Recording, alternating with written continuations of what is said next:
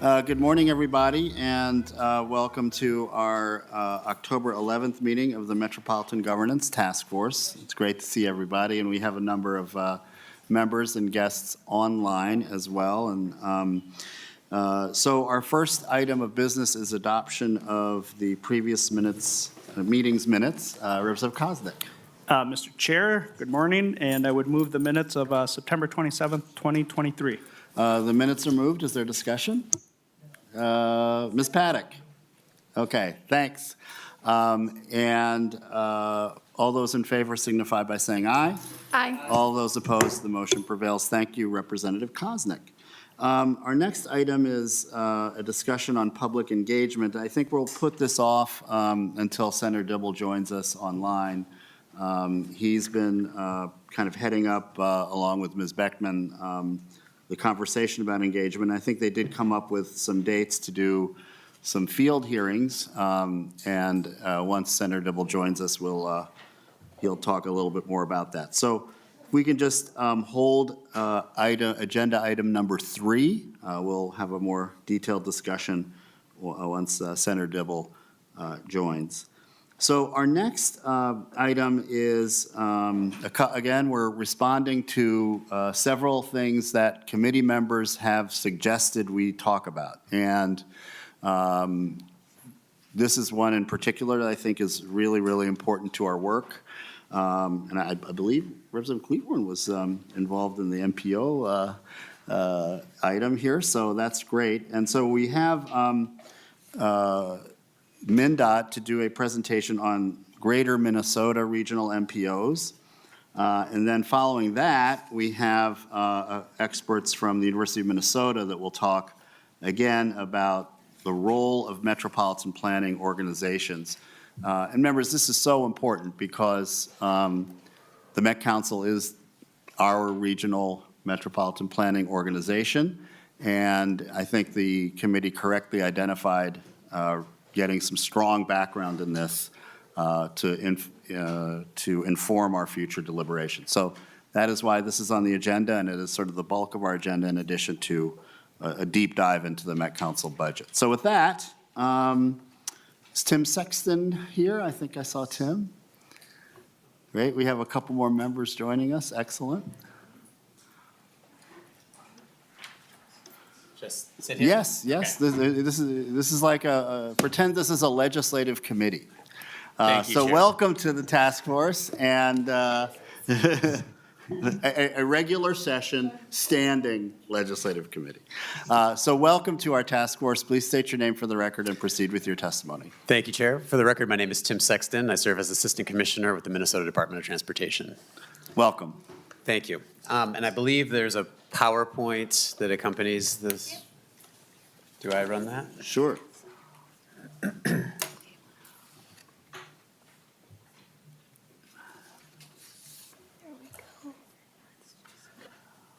That's okay. Great, and then I'll advance. Yep. Okay, perfect. We approve the minutes. Scott isn't, he's in Washington. Okay, well. Online, so we're skipping that, and now we're on MPO discussion. Welcome. Thanks.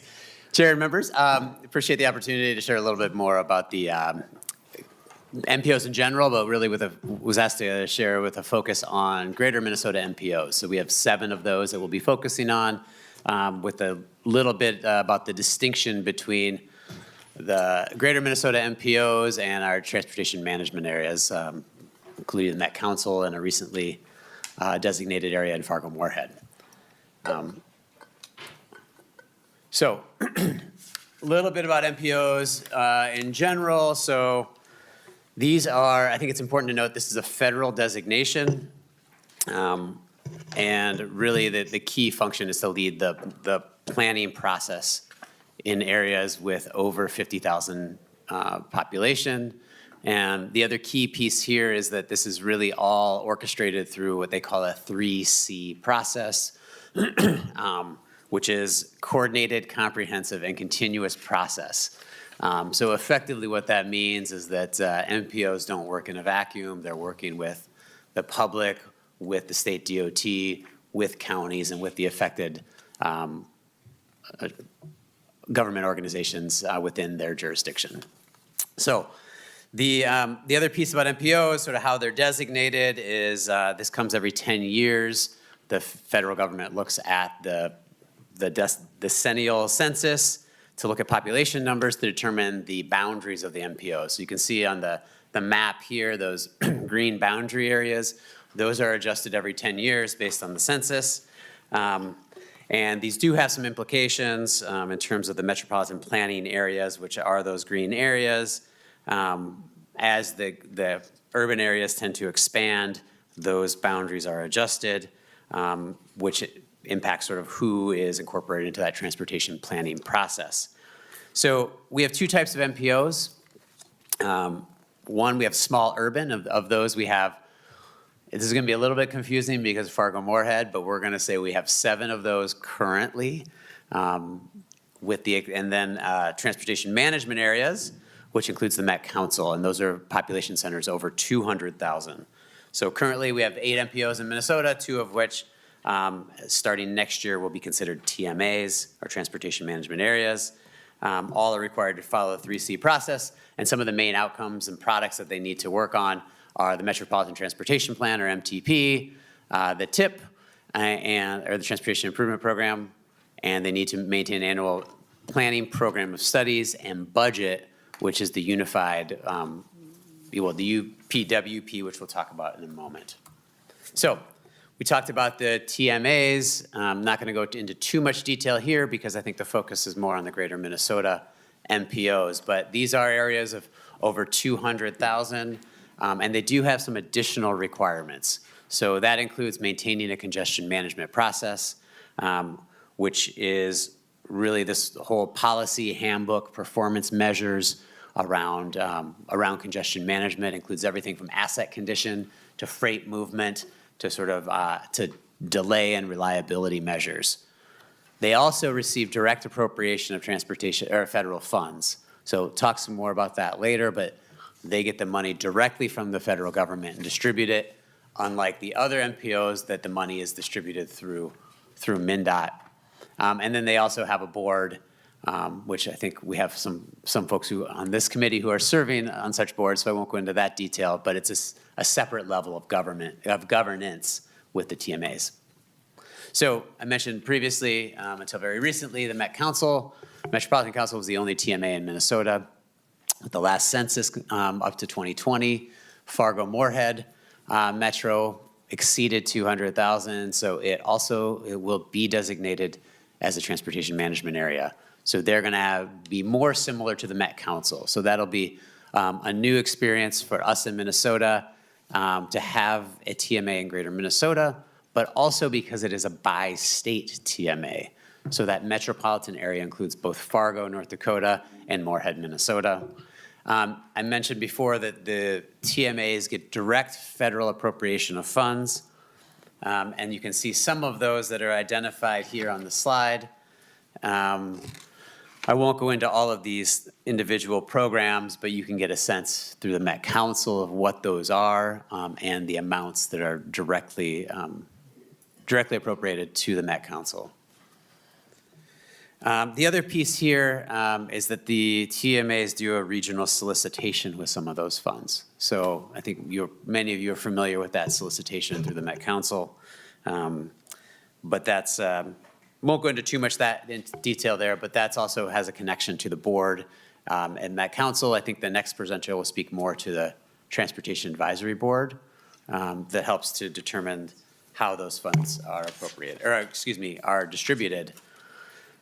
So, okay, that's the TMAs. I know that wasn't the focus, but I think it's important to say that there is this extra level of governance in these larger population centers. For all MPOs, though, there are a series of requirements. All must follow this 3C process that I mentioned earlier. For example, every MPO is required to develop a metropolitan transportation plan and a transportation improvement program. And these both must be developed not alone, but in concert with the local public transportation operator and the state DOT. MPOs also set annual budgets called Unified Planning Work Programs, or UPWPs. They lay out federal funding and local jurisdiction funding matches that MPOs use to pay for operations and for planning.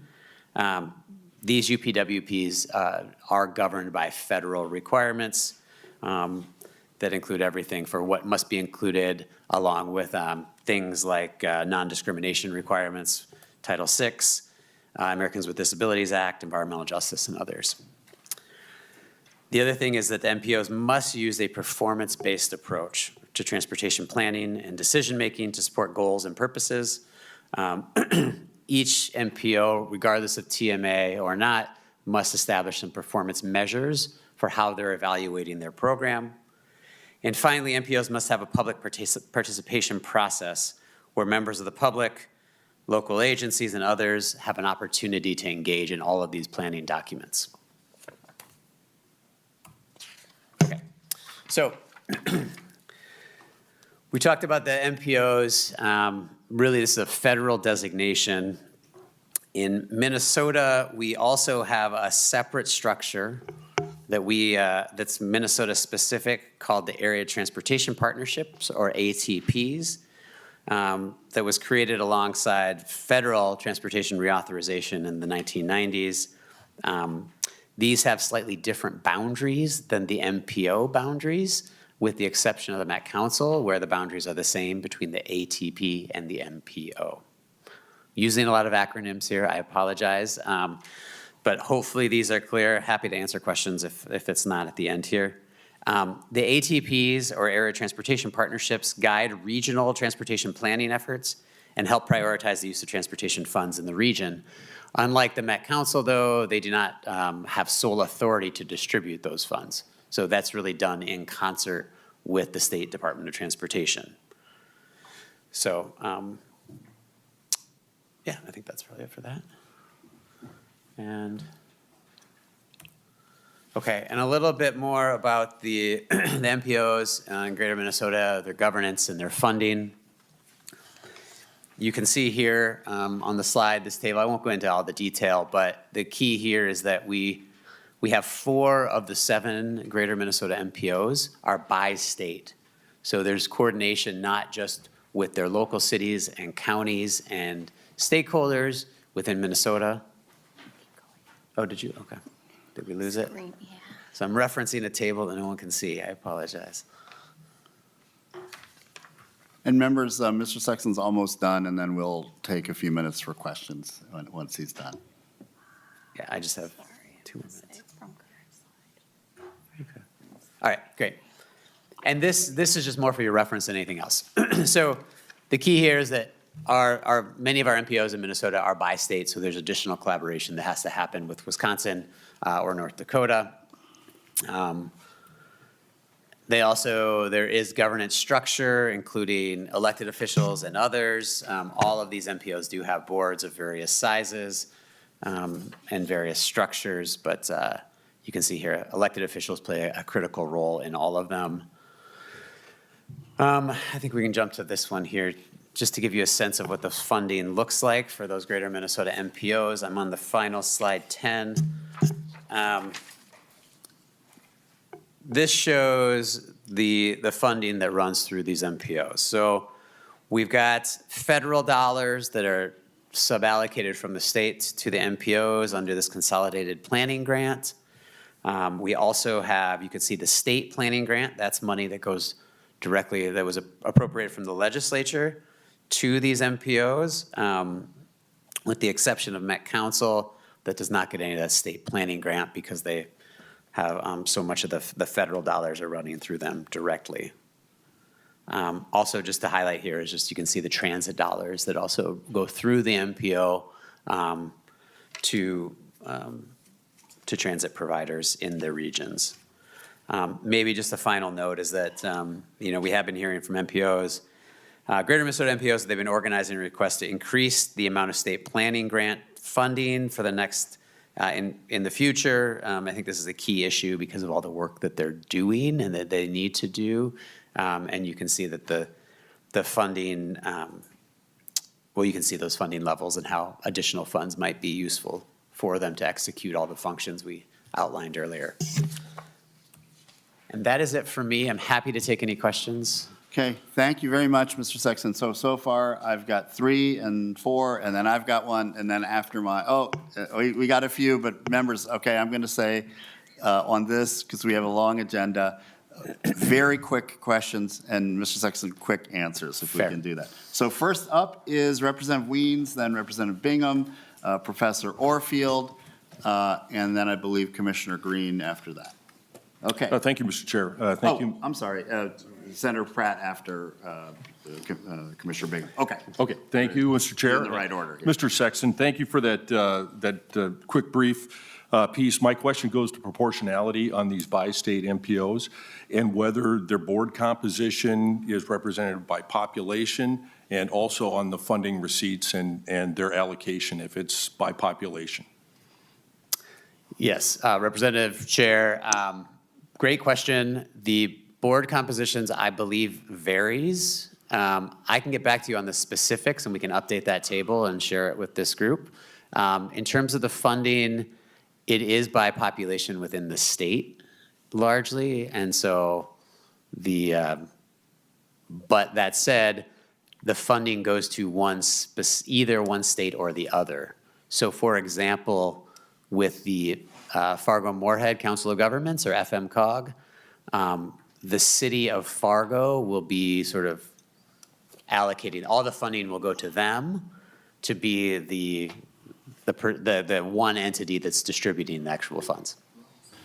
So just one follow-up question on that. Absolutely. Go ahead, Mr. And so the board composition on how that money is then spent is up to that board. It's not necessarily proportional. Minnesota may not get as much, well, obviously on the population side, but I'm just kind of curious how that works.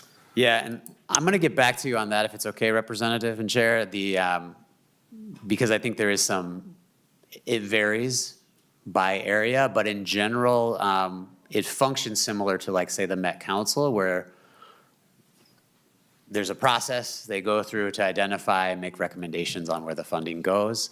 And then the state DOTs also play a role in that. But let me follow up if that's okay and give you some more details on that. Thank you, Representative Weens. Commissioner Bingham. Thank you, Mr. Chair. Good morning. 2 questions. One, is there independent evaluation on the performance targets and any of the quality assurance side of the deliverables for the MPOs? Second part is kind of playing off of Representative Weens' question, is there, who has the authority to change the governance or responsibilities of the bi-state MPOs? Thank you. Yeah, thank you, the Chair and Council Member. The bi-state, I'm going to have to get some more information on the bi-state in terms of the governance structure, because I think it feeds back into the representative's previous question to some degree. So if it's okay, maybe I could just follow up with some additional details on both. Commissioner? Mr. The first question of, is there independent evaluation on the performance Oh, I measurables apologize. and evaluation on their deliverables? Mr. Sexton. Yes, Councilmember and Chair. The independent evaluation, we do look at those performance measures at the state DOT, but I'm not aware of any sort of third party or independent entity that looks at those. Yeah. Thank you. Senator Pratt. Thank you, Mr. Chair. I'm looking at page 7 of your doc, and then I'm also looking at the map that you had up on, I think it was page 2. I'm curious, you have the type of organization as Council of Governments, area planning organization, and a joint agreement between 2 regional development commissions. I'm wondering if you can talk about the differences. What are the distinctions between those 3 categories? And then your map has an urbanized area and a metropolitan planning area, And if I look at the Met Council area, it dips into Wisconsin. I'm trying to understand the roles and responsibilities between the urbanized area and the planning area. Mr. Sexton. Thank you, Chair and Senator. So there's a lot there. I had a And- couple of those questions. And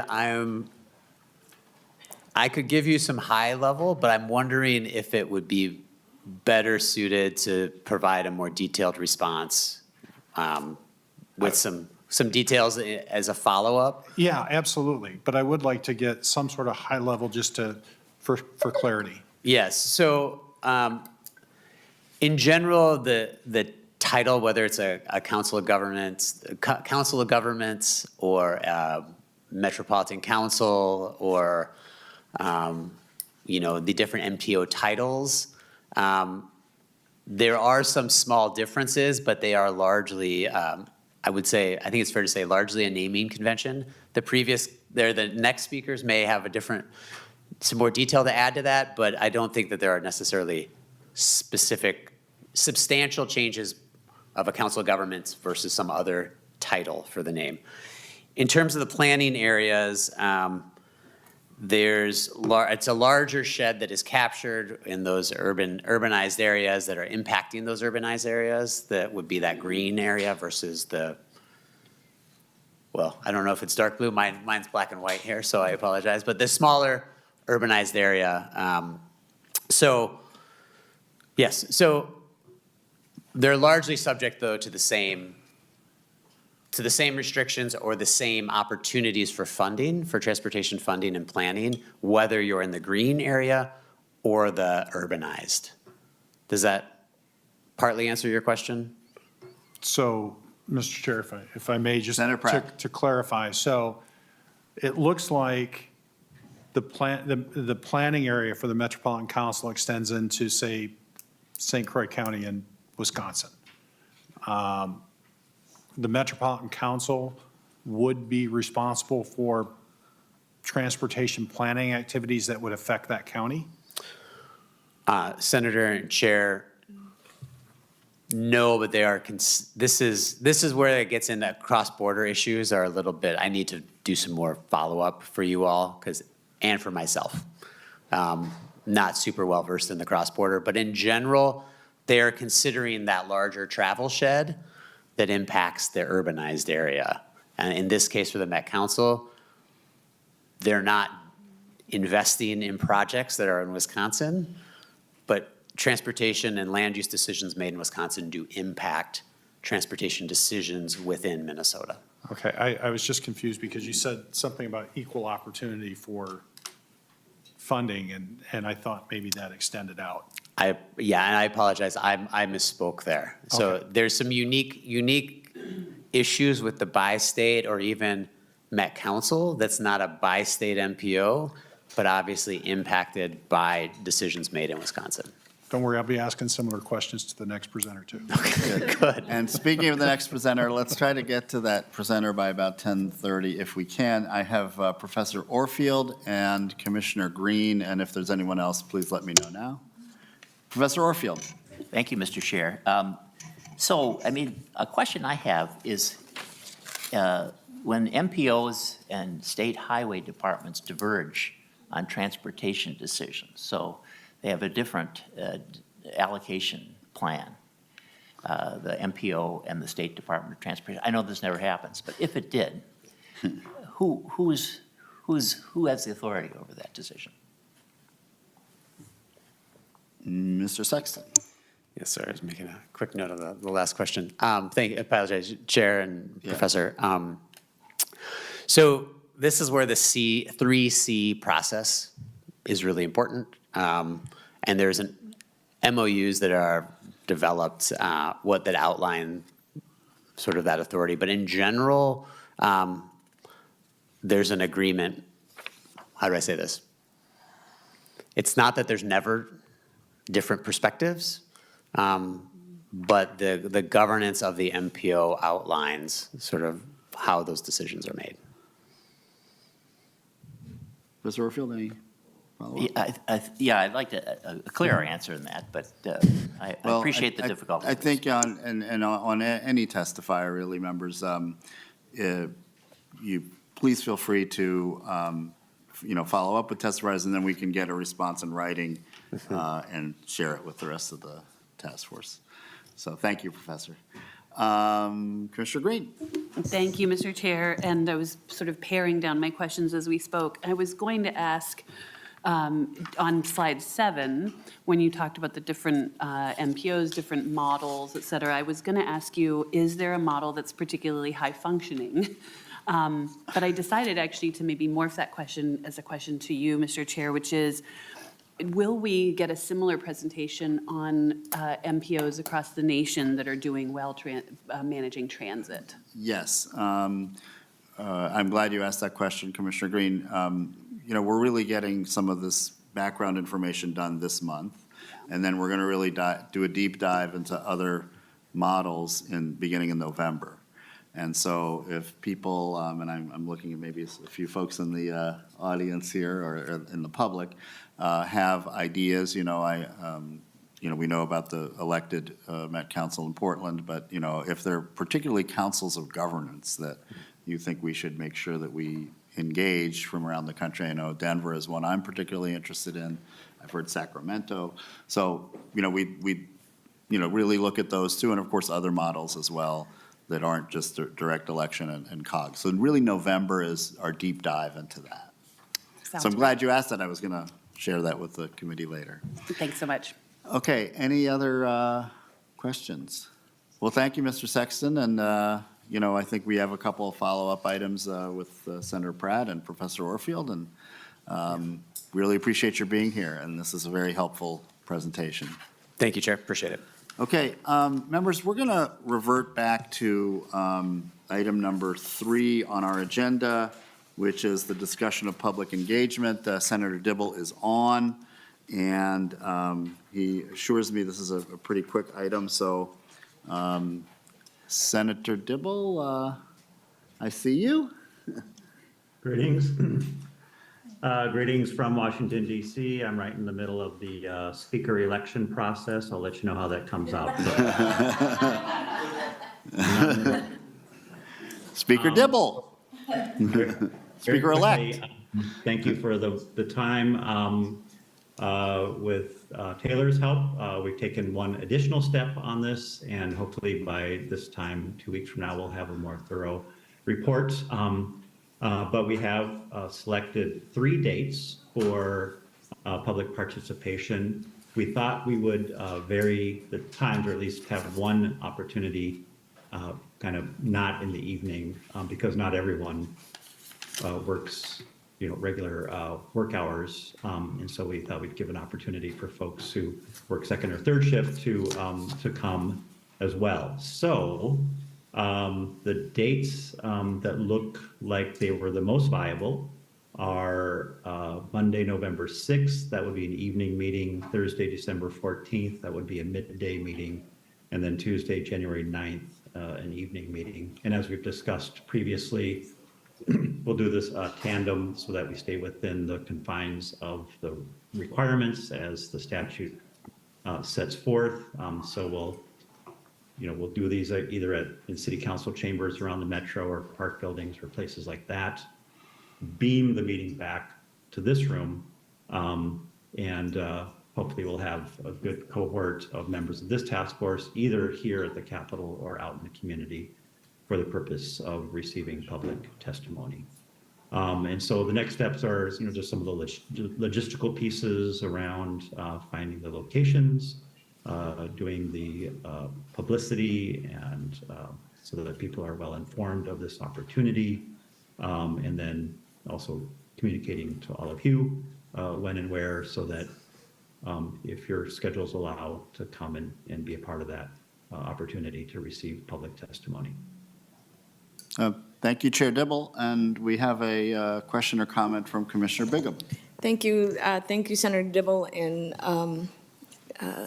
Mrs. Beckman and Taylor for getting all this stuff together. I know Representative Weens and I would be very interested in having one of those on the East Metro, either in Lake Elmo or Woodbury for two purposes. One, we have a big water quality issue, and I'm not going to take any, any of your thunder on that in the Lake Elmo area. But also, we have a pretty big transit project with the Gold Line, that Met Council's involved in as well. So would be more than happy to work with Taylor and you two on trying to find a location, but would appreciate at least one of those three in the East Metro to discuss it. And we have some housing and other, road transportation issues too that I think our residents would appreciate an opportunity to be present for. Thank you. Thanks, Commissioner Bigham. Are there any other? Chair Dibble. All right, sorry, Mr. Chair. Thank you, Commissioner Bigham, and yes, consider yourself signed up to help us get the one in the East Metro. Spoken like a true organizer, Chair Dibble. Okay, any other thoughts? Again, we wanted to at least make sure that people can calendar these dates, and then we'll have a little bit more thorough discussion of, the agendas for, how we want to structure these. Ms. Paddock. Yes, Mr. Chair. I was wondering, Senator Dibble, if there's going to be an opportunity for people to submit written testimony as well. Chair Dibble. Thanks. Oh, absolutely. So that should be, both for these purpose of these meetings, absolutely, and that should just be an ongoing. I think that's, I haven't followed up on that with Ms. Kaler, but written testimony should be something that we should be facilitating, through our portal, and if we don't quite yet have that set up, I'll work to make sure that that's functional on a rolling and ongoing basis. Thank you. Thank you, Ms. Paddock. Any other questions? Thank you, Ms. Beckman, too, for your involvement here. Okay, well, great. So agenda item 3 is dispensed with. And so now we're going to go to number 5, which is a more detailed presentation about MPOs, particularly as they relate to the Metropolitan Council. And so we're really lucky to have Frank Delma, the Director of State and Local Policy and Outreach for the Institute for Urban and Regional Infrastructure Finance. That kind of sounds like a legislative committee. And at the Humphrey School of Public Affairs. And then he'll be joined by Kyle Shelton, who is the director of the University of Minnesota's Center for Transportation Studies. So we've got two all-stars from the U here who I think are going to be very helpful to us in understanding the MPO process. So we'll go roughly, if we can go to, at the very latest, 11:30 for this item, but hopefully a few minutes before that. And then we're going to have the Met Council budget. Actually, I would like to say 11:20 or so, because I think the budget is going to really engender a lot of questions. So just again, members, we have a great task force, a lot of engagement. So what we're going to do is have the 2 presentations, then Q&A, questions short, answers short. Professor Orfield. Mr. Chair, I just wanted to get in the queue for questions when it's over. Okay, so we already have a question. Okay. All right, well. There you go. There you go. Okay, well, get ready for a question from Professor Orfield, professors. That's funny, Commissioner Bigham. Okay, welcome. Who wants to go first? I'll go first. Okay, welcome to the committee. Please state your name for the record and proceed with your testimony. Right. Thank you so much for the opportunity to address the task force. I am Frank Dalma. I appreciate the chair going through my full title, so I don't have to repeat it. I have a research scholar appointment at the Center for Transportation Studies, but my academic home is as a researcher at the Humphrey School of Public Affairs, where I also teach the Urban and Regional Planning undergraduate class. So hopefully some of that will inform what I'm doing. I appreciate that Professor Orfield has done his reading, his questions ready. What I am going to be talking about, we're kind of doing a reverse funnel with, in combination with Assistant Commissioner Sexton's testimony. He was detailed about Greater Minnesota MPOs. I am going to take it on a somewhat higher level regarding current sort of statutes and regulations and other contexts in which MPOs operate, and then Dr. Shelton will take it an even higher level to history and how and why we've gotten there. So to define really where I'm going to be diving in talking about the Met Council, I understand you heard from representatives from the council in a previous hearing, and they are not just transportation. They also cover community development and environmental services. And then the third leg of that stool is transportation. And within that transportation group, there is 3 areas they have responsibility for as well, which is transit operations, which we know of as Metro Transit, transitway development, and then their role as the in regional transportation planning. And that's where the MPO, the Metropolitan Planning Organization, fits, which is what I'll be addressing today. So to complement what we heard from Assistant Commissioner Sexton is that MPOs are set out in federal law. That's actually both federal law and regulations, which I cite there. They are to be designated for urban areas over 50,000 with a additional category for those over 200,000 that are TMAs.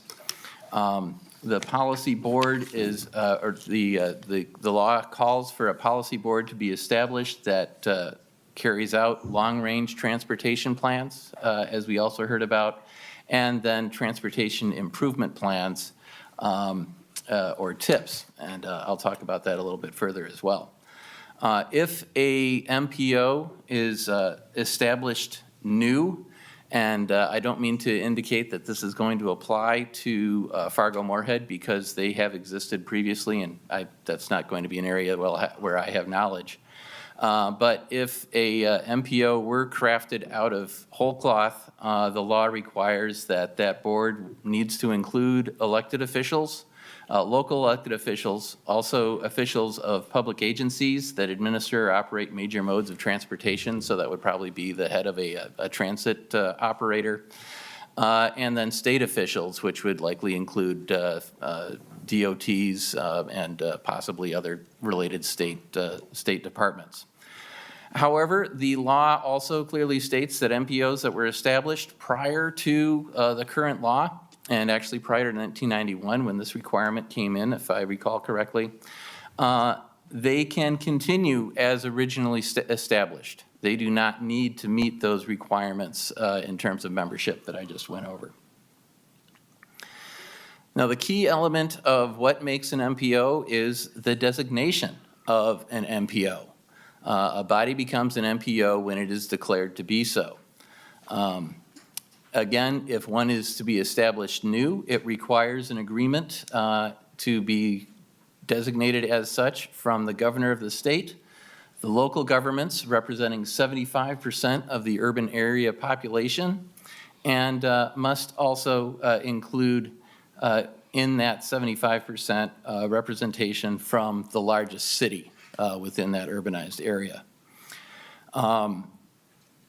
Again, this is only for when they are come together new. Redesignation also applies. So if an existing MPO has substantial change in proportional representation or substantial change in its responsibilities, decision-making authority, or procedures, then we need to go to the question of whether the new designated MPO is agreed to by the governor, local governments representing at least 75% of the urban area, including the largest city. So I'm being very theoretical there. I will note that that redesignation requirement only does apply to TMAs, not MPOs, the TMAs that are areas over 200,000 that we heard about earlier. Get my arrows to advance again here. There we go. Now, talking back to the role of that MPO, once it's designated, as I mentioned, it has the 20-year long-range transportation plan, which is to be reviewed every 4 years. And within that then is created the 4-year transportation improvement plan. This also is updated every 4 years and needs to list all the capital and non-capital surface transportation projects or phases of very large projects within the metropolitan planning area. A critical thing about these tips, as mentioned by Assistant Commissioner Sexton, is that these tips are the way to secure federal funding, particularly to TMAs. So it is the creation of these tips and the inclusion of projects within those tips that bring in the funding that's required. That's not to say that local governments do not have a say into this. They certainly do, and we also have municipal consent and so forth.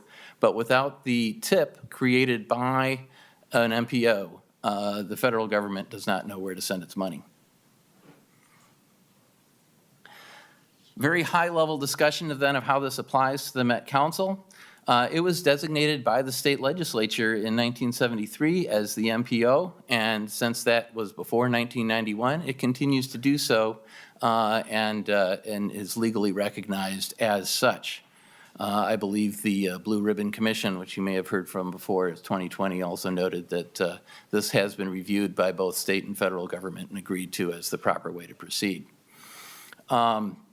There is a specific state law for implementing this MPO planning process, and that law has specific items that must be included in the tip that are non-transit items, and those must be considered by the Transportation Advisory Board.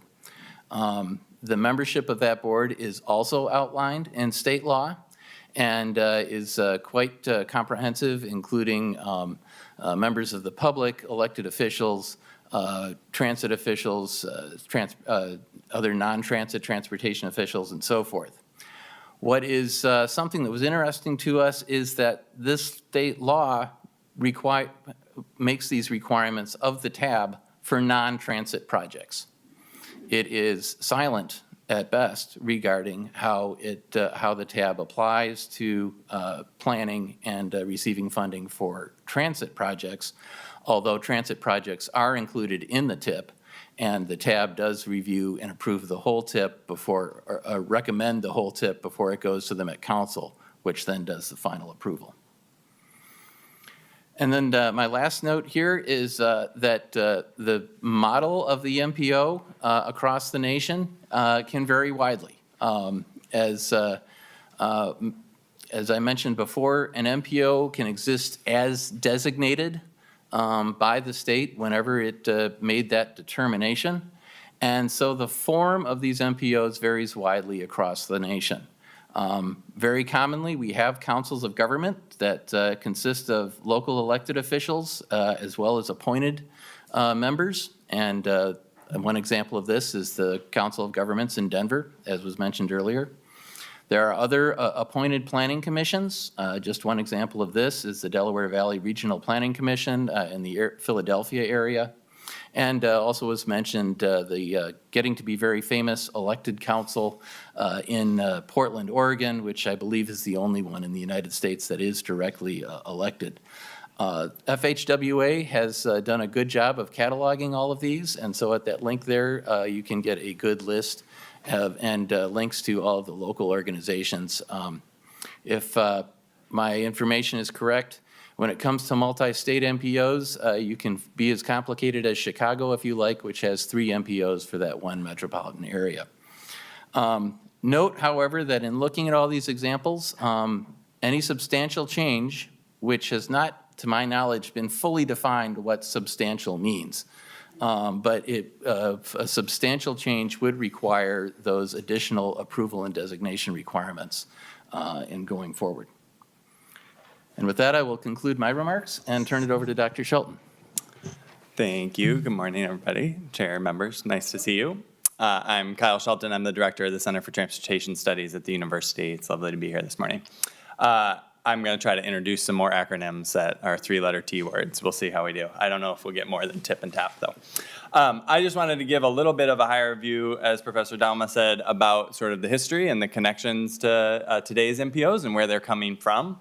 As you all know and have probably heard from others, the organization of transportation planning at a regional level is more than 50 years old.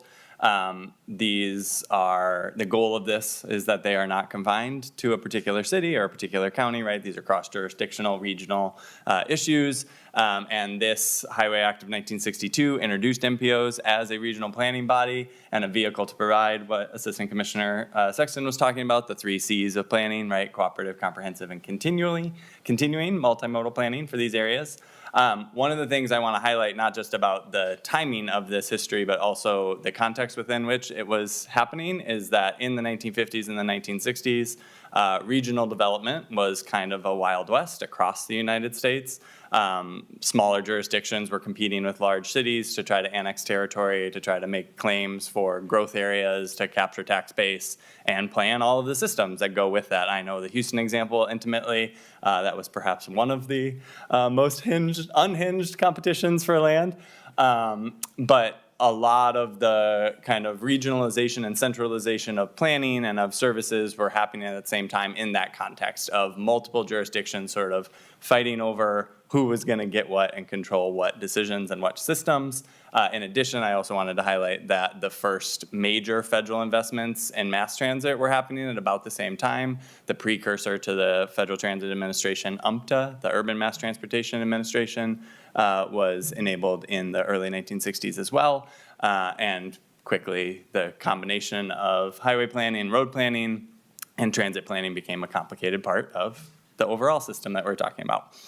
And then I do think it's also important to highlight that as MPOs have evolved and as large regional bodies that contain MPOs like Metro Council have fully ramped up, there's really a range of assumed duties, right? So smaller MPOs often just have the capacity to do those required documents. That's pretty much all they do. They focus on those planning documents to get them done. Larger MPOs, again, sort of encased in larger regional planning organizations, often take on bigger picture strategic conversations as well, thinking about some of the things I'm highlighting here, system preservation, expansion, how to include new modes, new technologies. So there's also not sort of a one-size-fits-all for all those MPOs. I also think it's really important, I think this conversation is really important, we're not alone as a region and a state discussing these topics. It's really critical, I think, to highlight that MPOs and regional bodies are not static, obviously. Our regions are not static. The questions that we're asking, the transportation decisions that MPOs are making are changing all the time. The requests from the different jurisdictions are changing all the time, and people's perspectives about what the best practices are changing all the time. And I think particularly for the context and the conversation you all are having, a lot of the changes we've seen in transportation use and practice after COVID are really critical to keep in mind here and critical to think about what the work of an MPO is, because daily trips are changing, how people are moving through and when people are moving through our region changed drastically. Professor Downer can talk more about that in his research expertise, but also thinking about how land use is coordinated across a region, what types of other transportation technologies and sort of opportunities are emerging. Obviously, we're investing a lot in bus rapid transit. All of those systems require new questions and new considerations within our governance. And then there are also really macro challenges like climate change and other pieces that are contributing to the decisions and the work that MPOs and regional governments are doing.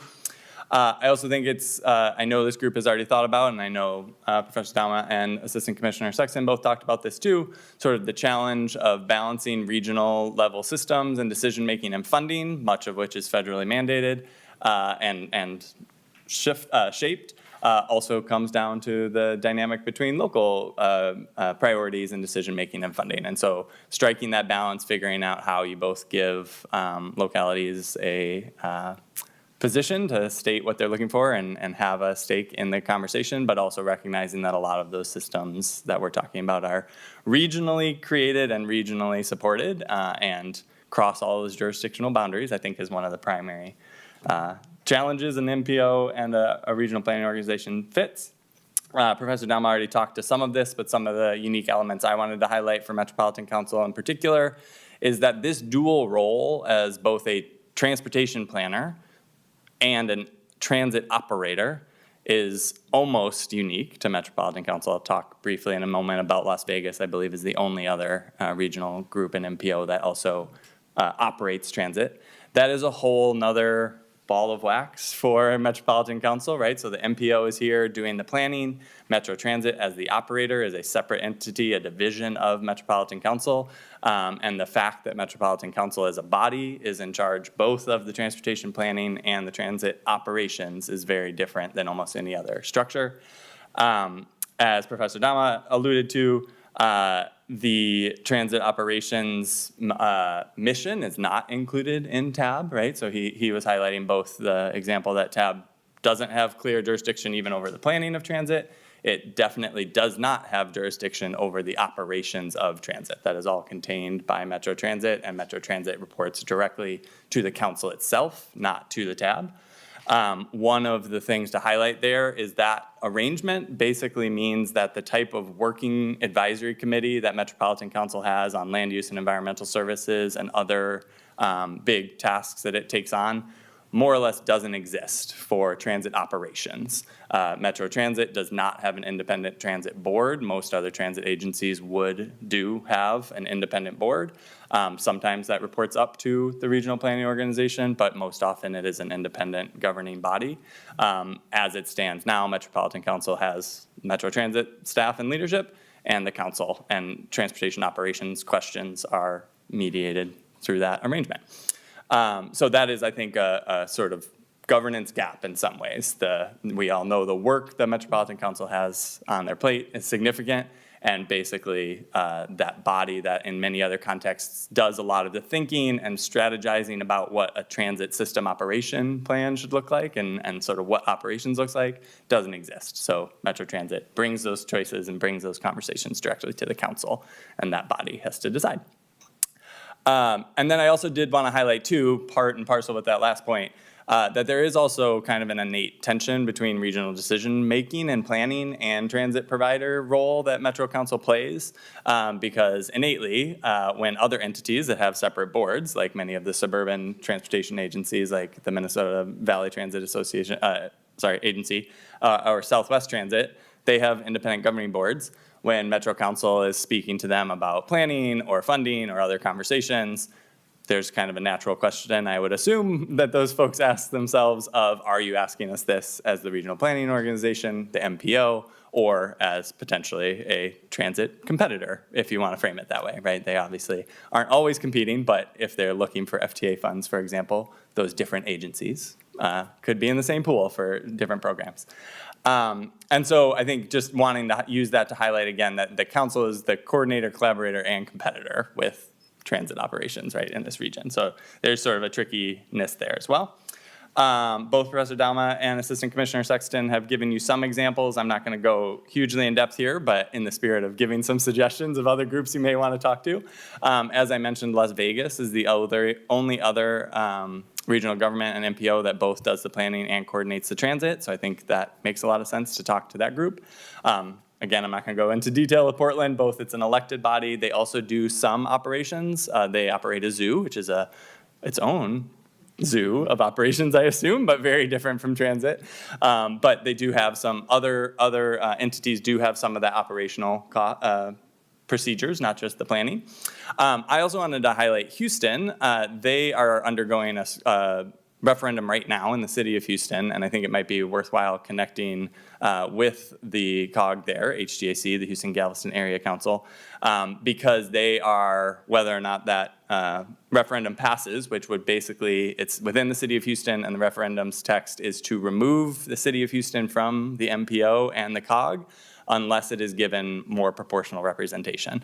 I can't read the tea leaves completely, but it seems like it is potentially going to pass.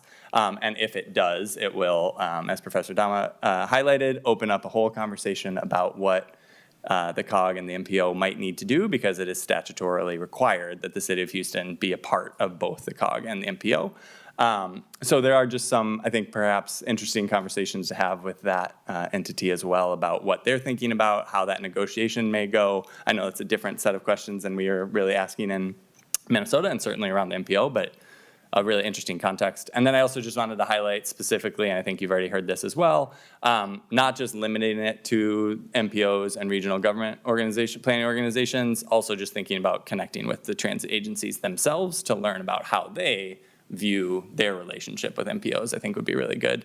And I would specifically suggest Philadelphia and Denver's transit agencies in addition perhaps to their MPOs. And I think these are kind of our joint final points to ponder, and I'll hand back to Professor Dama if he has any final thoughts. But again, really just thinking about the complexities of transit planning and operations and the uniqueness of this here. Really, I think there's a fundamental question on the transit side, specifically the transportation side, of whether or not the current structure works for both the planning and operations, whether it needs different definition, further definition, and perhaps, you know, sort of that intermediary body, I think is a good thing for this group to consider. And then, again, I think these are questions you all have already asked yourselves and have conversations about, but I think this overall question about how to best mediate between the regional sort of 10,000-foot level planning systems and building systems and recognizing the priorities of those local jurisdictions is obviously, I think, part and parcel of this whole conversation. And I would just end with that thought again, that all of that sort of oscillates back and forth between those really macro challenges around climate change that we're not going to address if we address piecemeal jurisdiction by jurisdiction, and very localized challenges around, like, what do we want to do with this street in this community and where that fits in. So with that, any other final thoughts? No, I Want to wrap up? With the remarks, I'd say thank you to Ms. Kaler for coordinating us, but I have no further things to add. Well, thanks both of you. This was really helpful, exactly, I think, what we need at this juncture of our deliberations, and so we definitely want to set aside some time for questions here. So I have Professor Orfield, Commissioner Bingham, then I've got a couple questions, and I think then we'll go to Mr. Rockwell. So, Professor Orfield. Thank you, Mr. Chair. Now, one of the things I think this committee, at least some members are interested in, is the redesignation of the Met Council if there's going to be a change. And I see you've cited 23 CFR 450.310, and that suggests that redesignation would have to occur if you have substantial change in proportional representation or if there's a change in responsibilities. Now, there was quite a bit of litigation around the 1994 reorganization. Are you familiar with the outcome of the redesignation struggle in 1994? I am familiar with that. The council remained as designated despite the change in the representation. I am not familiar with the details of the litigation. Yeah, I mean, just that it was a very big change, and people challenged the redesignation because the council became a direct operator of transit and it consolidated wastewater. It was probably the biggest change of an MPO ever, and the USDOT said that did not require redesignation in a formal letter. They looked at that and they analyzed all the objections, and they said this very substantial change did not require the redesignation. Now, the other provision talks about substantial changes in the voting population, and the statute says, or the rule says, a substantial change in the proportion of the voting members in the existing MPO representing, it says, the largest incorporated city. Other units of general purpose government served by the MPO in the state. So CFR 310 453.10 seems to suggest the biggest important thing is that the central city not have its representation diluted. Do you read that the same way that I do? Thank you, Mr. Chair and Professor Orfield. That is a level of definition that I don't think, it would be foolhardy for me to explore, since I don't think it's been explored really very deeply in any other situations either. It's a very substantial question. And I wonder if Dr. Shelton might also want to speak. Sounds like Houston is wrestling with that very question. Dr. Shelton. Thank you, Mr. Chair, and thanks, Professor Orfield, for those questions. Yeah, I would agree. I can't delve into the litigation and the legal pieces of that you're asking, but I would just highlight again that I think Houston serves as a really great example of what might come from such a decision, and I think it is very much worth watching, especially if that referendum does pass, because that will basically trigger, I assume, a round of pretty intense negotiations within the regional body about what does it mean if Houston says, hey, we're going to leave. Yeah, Mr. Chair, at the time that I authored this legislation in the 1990s, we'd asked USDOT if it would require redesignation. We had an informal response, no, that it would not. And I think there's a response in writing. The Met Council has said that the movement to an elected council would require redesignation. I sent them a letter asking these questions about a year ago, and then I sent it again about 6 months ago. I've never heard any response. But it seems to me that this resignation, 24 CFR 45310, is really about the central cities. I know you can't give an opinion about that, but if you read the language of this, what it says is a substantial change in the proportion of the voting members of the existing MPO representing the largest incorporated city. And my reading of the administrative history of that is the federal government was worried that central cities would be disenfranchised in these MPOs. And this redesignation provision was designed to protect the central cities from being disenfranchised. Now, I've asked the Met Council twice to answer that question. They've never responded. It's a question, at least that we've had. In 1997, we had assurance that it would not require redesignation. So you as experts of this, if you could think about it, it'd be helpful. But that's one of the questions I know the governor's office is interested in.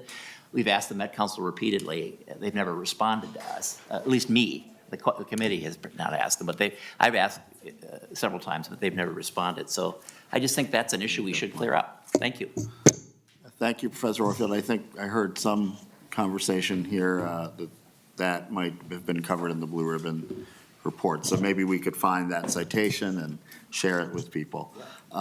Commissioner Bingham, and then I have a question, and then Mr. Rockwell. Thank you, Mr. Chair. I'm not so sure it's a question, but just more of a request is I think if a substantial change, and it sounds like it's kind of a hot potato and everybody throws it as to who's going to decide on who's going to accept that definition or who's going to decide that. But what I think would be helpful is the process of what redesignation would look like. Is there a timeline? Does anybody, whether it's the Humphrey School of Public Affairs, which I'm a proud alum of, if you have a timeline, anybody in your department, maybe Professor Orfield actually has one of, okay, so if somebody takes action, if that, is a trigger, is it the council that takes action? Is it MnDOT? Is it a court? I mean, what triggers that action besides, what you have said here in your presentation, which is clear, but, and then a timeline, like who revisits it, who decides, and then what, and how does all that get readjusted? If anybody has a timeline, I think that would actually be very helpful for us to see how that would play out, because I think that big picture would be useful to us in the future as we are having discussions. So not really a question, good presentation, and shows you the quality educators and academia that you get when you go to the Humphrey. So. Thank you for raising that, Commissioner Bingham, because it's something I've often thought about in terms of, the timeline. And, if we do legislation coming out of this, et cetera, that would be, which is one of the things I hope we do, that would be really important. Well, Mr. Chair, as somebody who spent 9 years here, it actually plays into how you guys would craft it. Exactly. As much as we want to think we're going to have an impact on this, and we will, there's only a handful of people on this task force that actually will get to cast the red or green vote on it. And it could be a phased approach then, if this has an impact on the biggest city, so there's different things that we have to take into consideration, so that timeline's important. I think that's great. That's very helpful. And then, so I just want to get my question here in, there was, I think when we first started talking about this particular section or the MPO presentation and questions about it, I heard from several members if we were to do it, and maybe it gets to this redesignation piece as well, but if we make a change, let's say, hypothetically, we go with some other model, right? A COG, election, something that is more substantial. How does that affect, like, the budget? People were worried about, will we still be able to get federal money, for example, under a new structure? So, how would that, that type of change play into sort of the federal money piece of this? I'll start. Or Thank how you, does- Mr. how is Chair. that impact? I'll give a shot at that answer and then see if Dr. Shelton has any further. In looking at the statutes and the laws and so forth, what appears to be the linchpin for receiving the federal funding is the Transportation Improvement Plan, the TIP. And if that is approved by the designated MPO, that then allows the federal funds to flow. So I think the key here is that in Minnesota, the Met Council has been designated as the MPO by the legislature. And so the legislature would be, and this might also get to Councilmember Bingham's question, the one to trigger whether a redesignation is necessary by determining whether that previous designation of the Met Council is going to stay in force.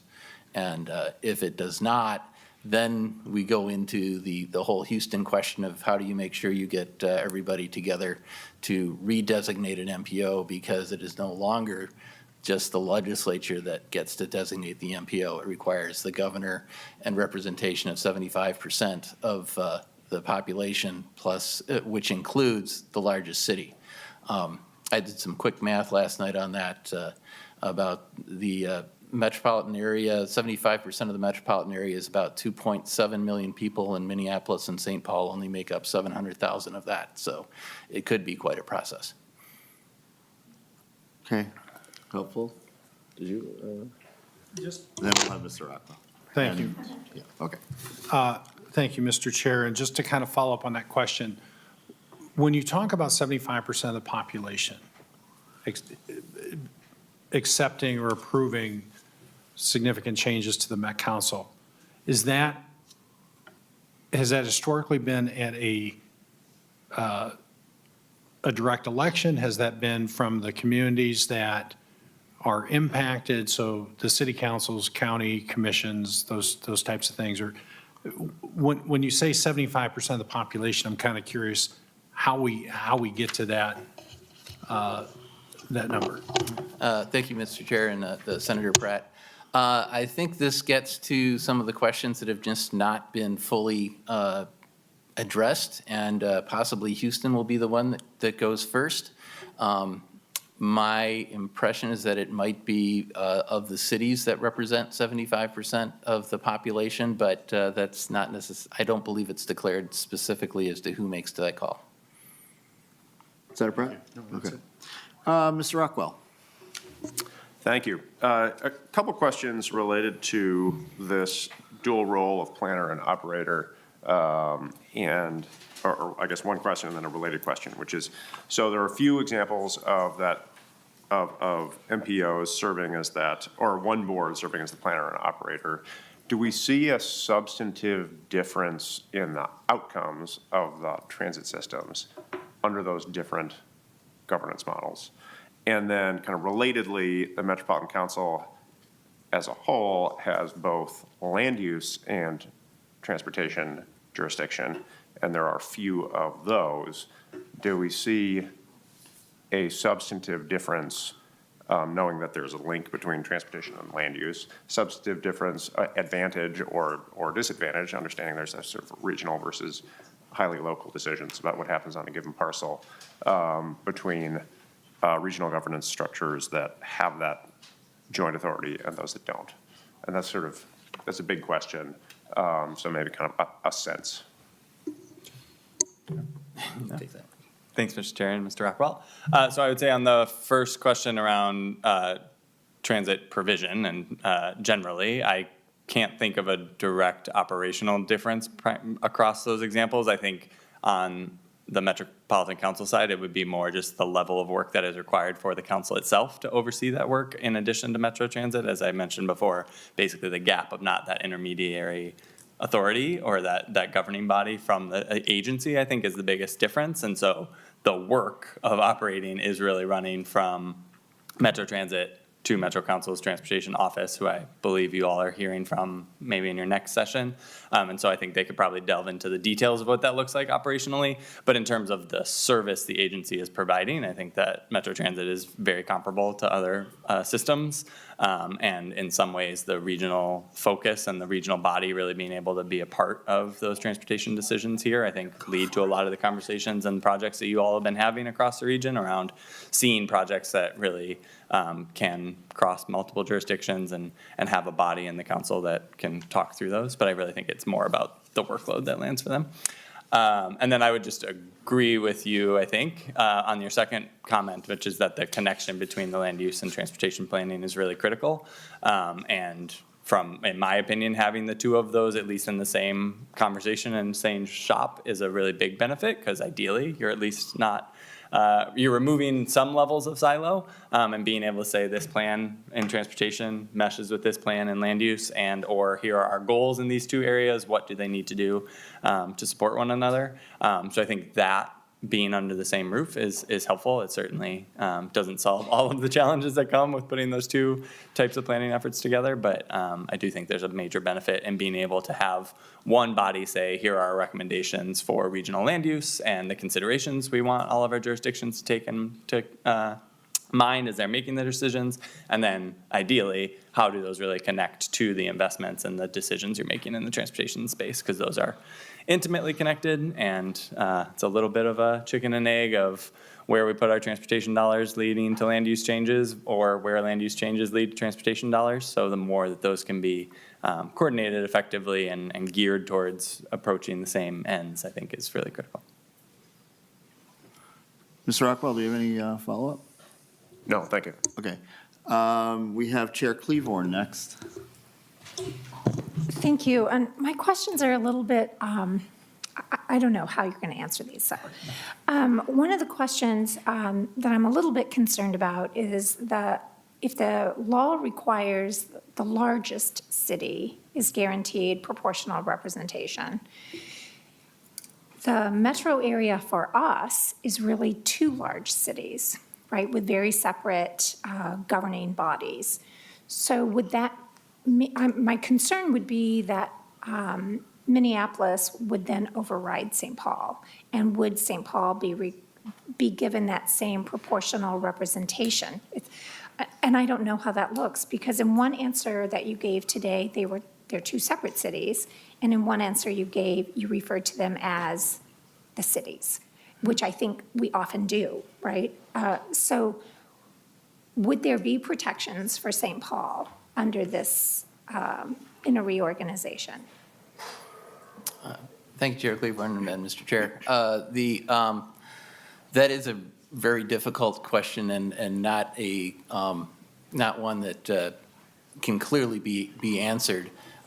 In looking at the statute, my interpretation is that the federal statute is that they did not notice that there are some metropolitan areas that have two very significant or even three very significant cities, but really were concerned with just the one. But I will point out that the implementation of that federal law is a state law. And so it would be within the power of the state to designate what that organization looks like. And if there were to be a designation that Minneapolis must be represented as well as St. Paul, I'm speaking hypothetically here, but my expectation is that would be entirely within the power of the state to designate. Do you have a follow-up, Chair Cleavorn? I do, and it's just another short question.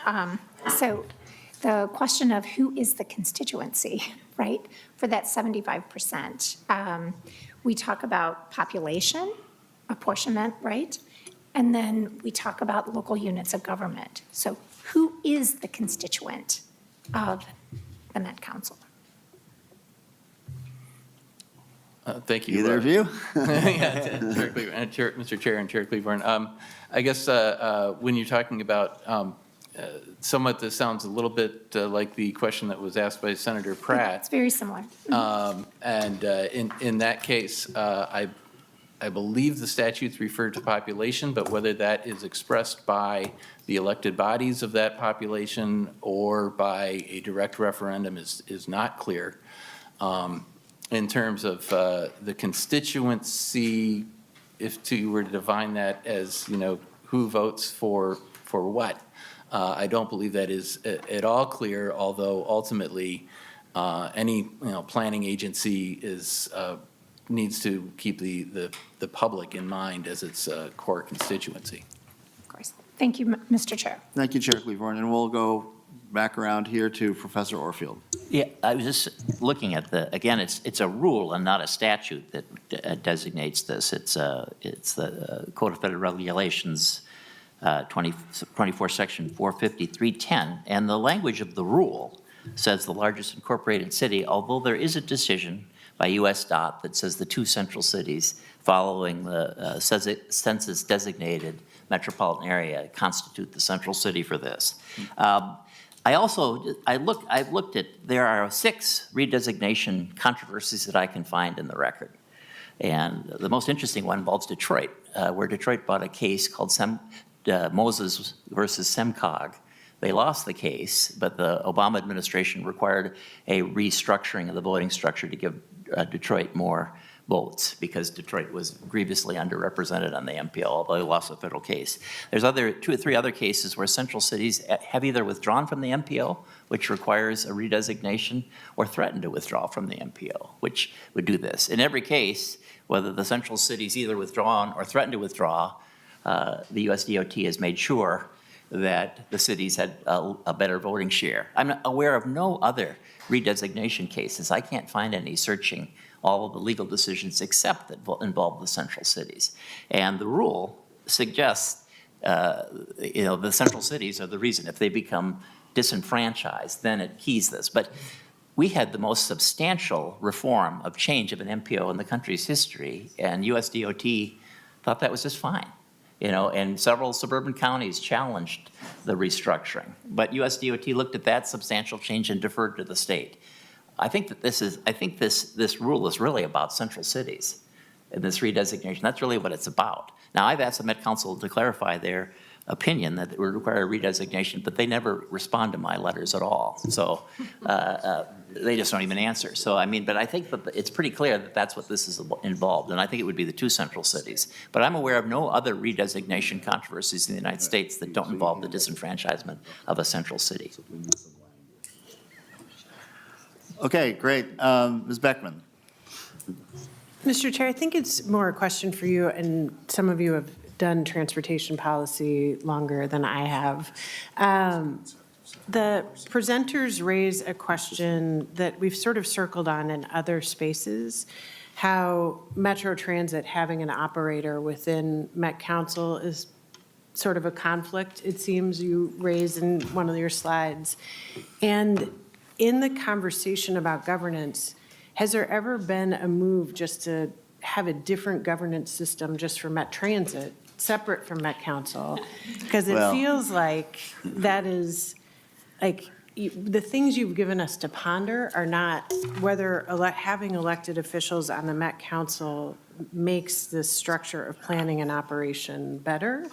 It just feels like it is leading us towards a Metro Transit should have a governance board with elected officials on it, and Met Council should have a governance board with appointed officials on it.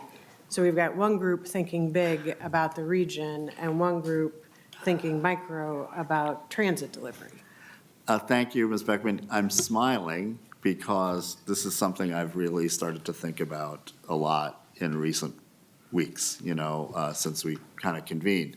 And, what I've learned, and maybe others, maybe both of you could shed some light on this, is that there are elected regional transit boards and with a COG. And my understanding is that Denver has that model. And I'm wondering if there are other regions that have a elected transit board and a COG, or elected transit board and something else.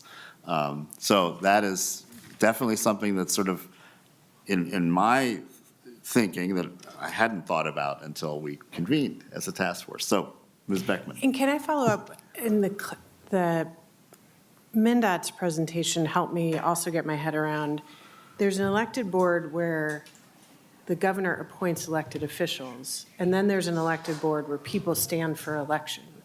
And when you say COG, do you mean appointed elected officials Yeah. or elected elected Very good officials? clarification. When I say COG, and maybe there's other approaches to this, in my thinking, that is a council of governments similar to what we heard exists in many of these Minnesota communities, where it is local elected officials, that there is some sort of then process of appointment for those local elected officials. So it's a council of governments. My understanding, again, in Denver, and I think that's one I definitely want to invite here to join us in our deliberations or to make a presentation, is that they have a very large number of not only counties, but also municipalities and mayors and others. But then they have the separate elected board. And again, my understanding from cursory research, and I'm not as versed on this as others, but we think about, the Met Council is the only fill in the blank, right? The only appointed board of its kind in the country. But my understanding is also that even in Portland, where they have an elected body, the transit agency is separate. And so we may be, another category of we're the only, maybe, having the transit agency in the MPO, like embedded this way. So I think there's a lot in your question, and I think it is something we really want to dig into when we get the folks from these other communities. Mr. Rockwell, and then anyone else? Oh, Mr. Weens, and then I think Ms. Bingham and Ms. Paddock, and then we should move on. With those are the ones we'll take now. Just a brief comment on the Denver COG, because it sounds like we're probably going to bring them in, or ask them if they will join us, which is that I think it's important that we also get kind of a primer on Colorado has a Transportation Commission, which we have been kind of wrestling with the governance differences in the Kraft-Morrison greenhouse gas bill kind of implementation committee that MnDOT is hosting, and that commission, which has rulemaking authority over all of the MPOs and the state DOT, I think is an important overlay onto how the Denver COG works. And I just want to make sure that full picture is part of this. Very helpful. I think we have Representative Weens next. Yes, thank you, Mr. Chair, Mr. Dillon, Mr. Shelton.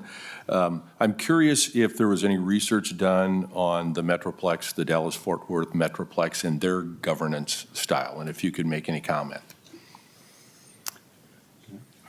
So I hadn't looked in it. I haven't renewed my knowledge of it before this presentation. I do know their board, I believe it is a separate MPO for Fort Worth and Dallas. I think there are two. It's the example of those. I'll have to double check that though. So I could be wrong on that. I do know that their transit agency is a standalone entity.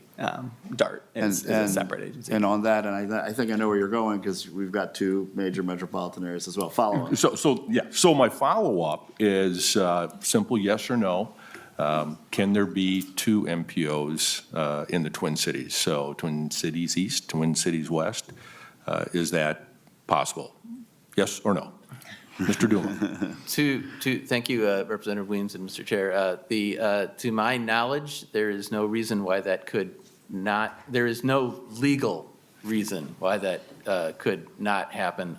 I'll point out that I also understand in Dallas-Fort Worth, the Transit Operation District is an opt-in situation. And so if you'll allow me to say, the balkanization that happens there creates another set of questions that we have not even scratched today. So probably yes, and I just wanted to say, Houston, we have a problem. I just wanted to say that once. That's all, Mr. Chair. Thank you. That was funny. Okay, I think that we have three more, and I think they're run, 2, 3. I'll pass. Okay, so I think we have Ms. Paddock, and I think, Professor Orfield, did you have one more? Okay, Ms. Paddock. Yeah, this is more of a comment and a request to you, Mr. Chair. Thank you. I'd really be interested in hearing from some of the MPOs that do not include transit operations. I'd like, for example, to be able to ask them, is that, would you like to do that? Would you like to have control? I'd like to hear the operations Yes. people speak to whether or not they would like to be under the MPO. I think that's a, I think that's I an mean, excellent. and Yeah. perhaps Professor Shelton, do you know already? Do you have some idea how they might answer that question? I don't know how, thanks for the question, and thanks, Mr. Chair. I don't know how they would each individually answer that. I think, again, there's such a range of both what the agency relationship is or the transit authority's relationship to the MPOs, because some of them also, the territories of transportation agencies are also vastly different. So some serve just a primary city. As Professor Dama just alluded to, some are opt-in and opt-out. So there might be an agency footprint that communities within it say, no thanks, we don't want our sales tax to go to it. So I think it's, like all of the questions you all are raising, it's very much not straightforward. And I think the footprints of the MPO and the transit authorities are not always the same. So I imagine you'd get very different answers from different transit authorities, depending on whom they report to and how they relate to their MPOs. Because the vast majority of them are fully separate. So the MPO is doing the planning and the transportation authority is doing the operations. So, Mr. Chair, you suggested, I think, the Philadelphia area and one other. I would say there are several that you could pull from. I was trying to Maybe you think of could- both comparable size and Perhaps service. you could recommend which ones would be most comparable, that we would be most Yeah. interested in. My suggestions for the transit agencies were Philadelphia and Denver being two good ones, but honestly, I think asking that type of question or understanding the relationship between transit authorities and their MPO or regional government, pretty much any major city's system would, I'm sure, have interesting things to add to it. Both DART in Dallas, Fort Worth has its own agency. Metro Houston would also be an interesting one to talk to as well. And one of the pieces I was just going to highlight, back to the question around representation on the transit board as well. I'm curious to do some more research on whether or not there are elected transit boards. The ones that I can think of off the top of my head are almost all appointed with a body system that says, I'll use Houston, the mayor of Houston appoints X many, the Harris County appoints X many based on population, and then the small cities appoint a certain number based on population. So I believe the majority of authorities also. Thank you. So we need to move on Thank you. quickly. Last question to Professor Orfield, and then what I'd like to do with this is, elicit suggestions from the task force and the public and others, including both of you, as to, what are some ones that we want to look at? Where are some folks that we need to invite to be part of this, in terms of these types of structures that we're talking about. Professor Orfield, real quick. Real quick, I was going to say, I disagree about creating separate MPOs within the same jurisdiction. Two of the cases of redesignation that I found were an effort to create a separate MPO and leave the central city out. So I think that 24 CFR 450, at least two times that it was exercised, prohibited the creation of a second MPO within a single metropolitan area. Members, we're getting a preview of some of the lively discussion we're likely to have in November and December, so thank you for that. Thank you, both of you, and really appreciate this is a really fantastic presentation, and again, would encourage members to follow up with each of you, and if you have other questions that have popped up. So, thank you, and now, members, we are going to hear a overview of the budget. Met Council budget from Mr. Lee, who is a nonpartisan fiscal analyst in the Minnesota House of Representatives. He helps us in the Transportation Committee and also the Bonding Committee. So he's quite familiar with the Met Council on both of those fronts. And Mr. Lee, I don't know, you think you could walk us through this in about 15, 20 minutes or so? Or certainly, Mr. Chair. Is that too big to ask? Maybe I'll give you 20, 25. I'll keep it brief. Okay, thanks, Mr. Lee. Welcome to the committee. It's great to see you, and proceed with your testimony. All right, well, thank you, Mr. Chair and members. So in your packets, there should be a few spreadsheets that look like this. I don't think that PowerPoint really conveys budgets and spreadsheets quite well, so I'm just giving you the raw information right from the Metropolitan Council budget. Most of these tables are from the most recent budget, so that's 2023.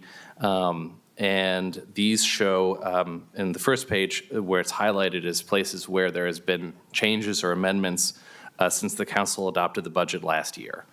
The council's in the process of a new budget and for calendar year 2024. I should just note, as the chair said, I'm a fiscal analyst for the House Transportation, Finance, and Capital Investment Committees. So on some of these, if you have questions with greater depth into the Metropolitan Council, I'll probably have to ask them, but I can give you an overview of how their budget works. So on the first page, across the top, you can see the different components of the Metropolitan Council. And what is interesting and complicated about the Metropolitan Council is that it has all of these different components, some of which are pass-through, some of which are operating. The two largest pieces of the council, transportation and environmental services, are both enterprise-like activities where the council gets revenues from users of the transit system and wastewater services, and also has, in some cases, money that comes to it from the state or the federal government to help provide those services. What is unique about the council as compared to, say, the state government is that if you were looking at this summary spreadsheet for the state of Minnesota, you would see categories like property tax aids and credits, education, healthcare, transportation. They're all part of the general fund where the state legislature has the ability to move money around with different priorities within the general fund. It could reduce spending on higher education and increase it for healthcare. The Met Council has much less flexibility between these spending, between these uses. Most of that is because the state legislature, by statute, has said the Met Council shall provide either these pass-through services, these enterprise services, and that funds and revenues appropriated either by the legislature or collected as part of the user fees for those functions can only be retained and spent on those things. So the Metropolitan Council cannot just decide to stop spending money on wastewater and instead spend it on transit. So keep that in mind as we walk through this. Just to orientate you, starting from the left-hand side is the general fund piece of the Metropolitan Council, mostly coming from property taxes. So you can see on the top there where it says revenues, property tax, and the pieces there are regional administration, community development, a little bit for the Housing Redevelopment Authority.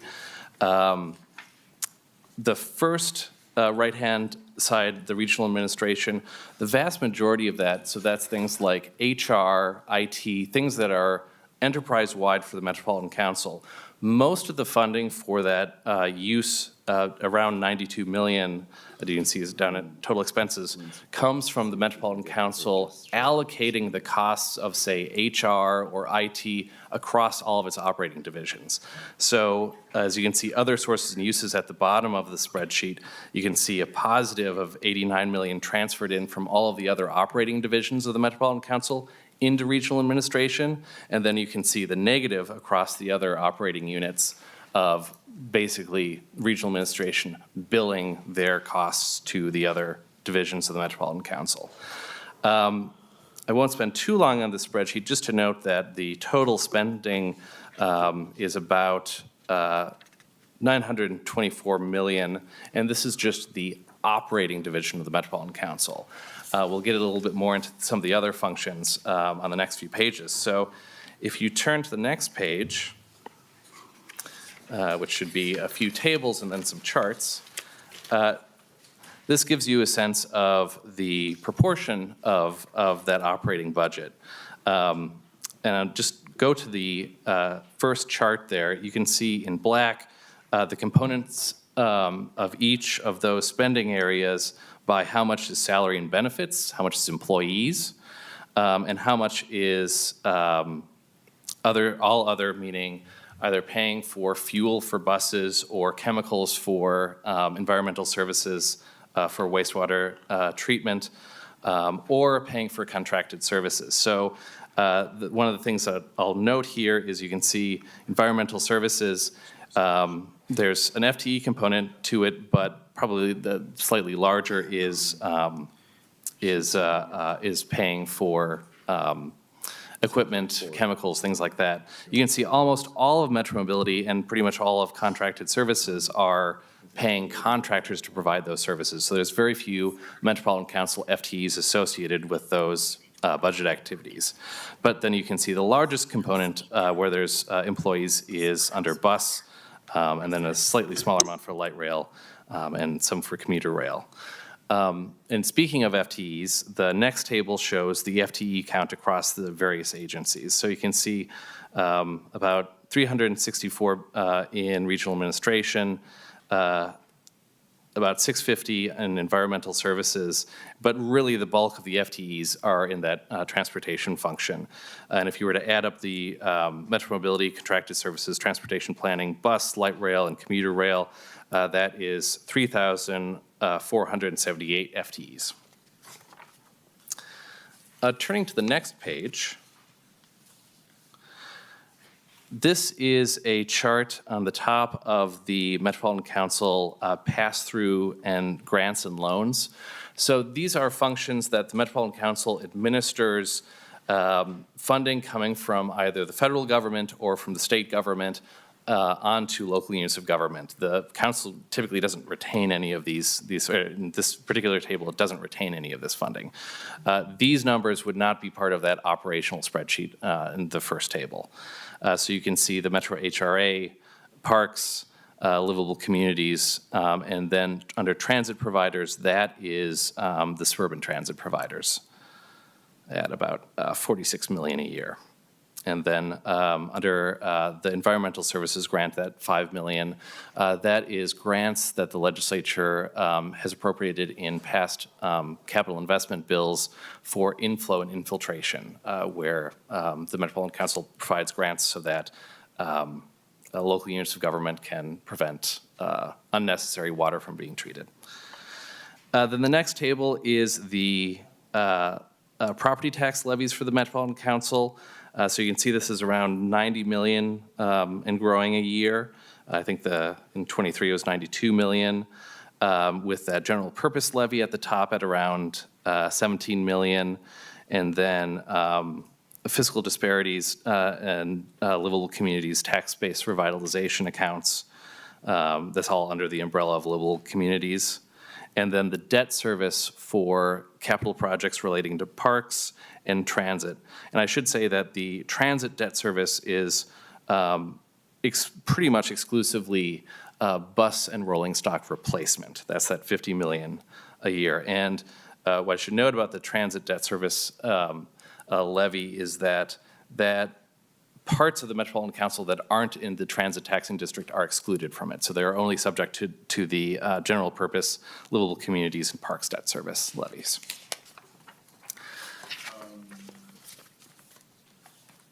Let's take questions quickly now, because I'm worried we're going to run out. And thank you, Mr. Chair. Just a quick question on this table in particular. So there's been lots of conversation about the council's ability to tax, and that would necessitate elected officials in order to be able to tax. And so I'm assuming it is this table that represents that, it is the property taxes. And so does the council decide how much levy, does the council set the levy? How is the levy decided on that you're going to raise $90 million out of property taxes? Mr. Chair and member, the council sets the levy subject to a limit that the legislature puts on what it can levy. So you can see at the very bottom of that chart, the statutory levy limits. For each of those categories, the legislature has set the cap that the Metropolitan Council can levy. So the council could levy less than that, but for the most part, they are limited by whatever the statutory authority that the legislature gives the council to levy the property tax. And there's a few cases where, and I might have to do a follow-up on this, there's the levy limit is whatever the debt service is for up to a maximum for, say, transit replacement, things like that. But largely, it is not the council that has just the ability to increase absent any limits from the council or from the legislature. Just super quick question to follow up, and then my own question. So where in this chart is the 90 million, the property yes. tax? So if you look on towards the bottom, total certified property tax levies. Thank you. So in 2022 it was 88, in 21 it was 88, in 90 it was 90, or 2022 is 90, and then about 92 million. And that 2%, was that the cap that was set, or was that just what it happened to be and the cap was something else? The 2% is the change year over year. The cap is below that, so for each of those components that the council can levy for, that was the cap for that year. Okay. So the cap didn't change 2%, but the amount that the council levied for did. Thank you very much. So, yes, and I think it's, yeah, exactly. I think it's something more for us to discuss in the future, which is really interesting. And thank you for the overview, which is sort of all-inclusive of the Met Council's work. I'm also really interested because the Metro Transit budget, especially in 2024, is going to change drastically with the regional sales tax. So very interested in how the Met Council is thinking about that in particular. Well, that's a question to consider. Okay, Professor Orfield, then I think we're going to just have to move on, and unfortunately, I don't think we're going to have time for additional questions after this one. Is the way the legislature limits the property tax and other taxing authorities of the Met Council, is it different in substance to the way it limits the taxing rates of counties or municipalities or other organizations? And then, just to clarify, the Attorney General's opinion said that this power it could not be given to an administrative agency. It said the taxing power couldn't be. Mr. Chair and Mr. Orfield, I can speak particular to the transit levy. The legislature typically every 2 years passes a maximum amount that the legislature or that the council can borrow for transit. I'm not aware of that for other units of government. I would have to get back to you on the parks levy. But I do think that is unique to the council, that maximum debt service levy, or the maximum amount that the council can borrow for that is then charged to the debt service. Just to follow up on the general property tax levy, is that limited to the council in a way that's different than the way the legislature places limits on the ability of the county to exercise its property tax authority or municipality? Mr. Chair and Mr. Orfield, I will have to get back to you on that one. I'm sorry, I'm a transportation. This is a really important discussion, and so I don't want to short shrift it. And hopefully, we'll talk with you, Mr. Lee. I think we have some time in 2 weeks to finish this. We have 3 members of the public that have come, and I want to make sure they have enough time to testify. So, Mr. Lee, if you could maybe 5 more minutes here, but again, I don't want you to rush through this. This budget stuff is critical. I think we will have time next time, and hopefully you can come back. So, Sure. You could just, so I think what we'll do is 5 more minutes, and then we'll have 10 minutes for the public testimony. We have 3 testifiers, so I think we can get there in 10 minutes. All right. And Mr. Chair, then I'll just breeze through the next few charts. On the next page, you can see the estimated cost per household of the levies. So the wastewater fees are about $207, and that's billed to the municipality. then the transit debt service, and then the other levies. So you can see that most of the per household impact is wastewater, though it is through the local unit of government.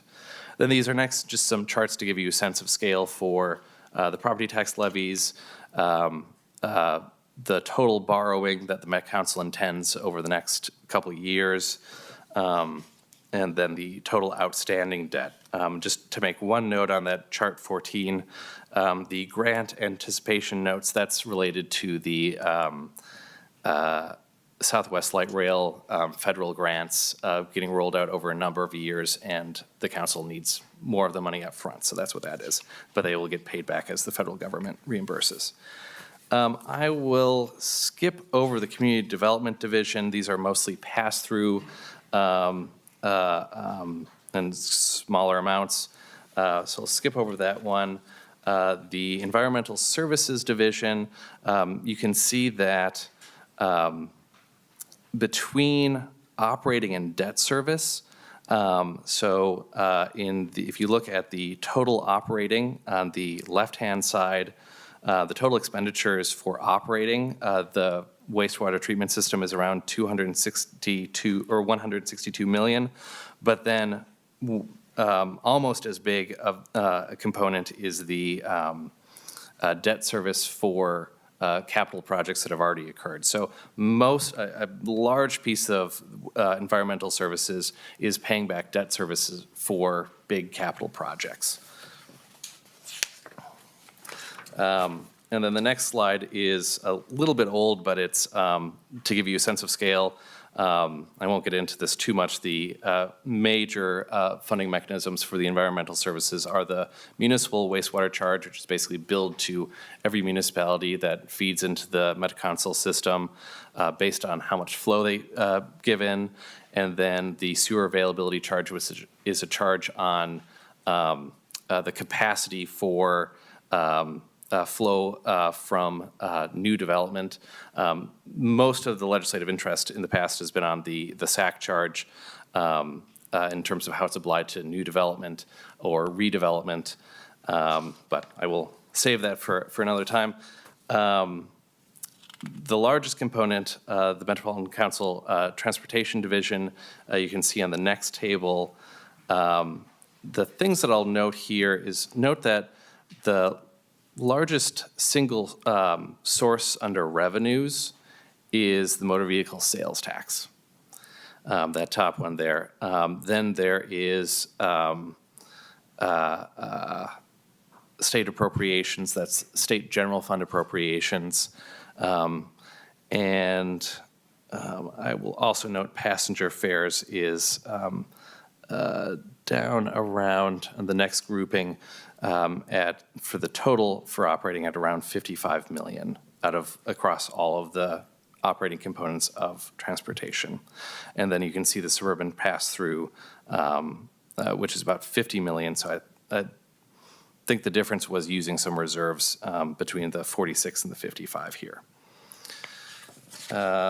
Moving on, Mr. Chair, you mentioned earlier one of the commissioners or members did on the transit sales tax. So I showed these two tables on the next slide as some recent funding changes for the Metropolitan Council, particular to transportation.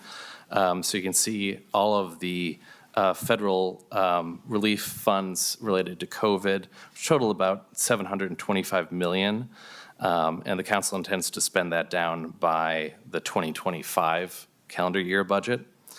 And then, as was mentioned, the Metro Regional Sales Tax, which was enacted in this last legislative session, where Metro Area Transit would get about 83% of that.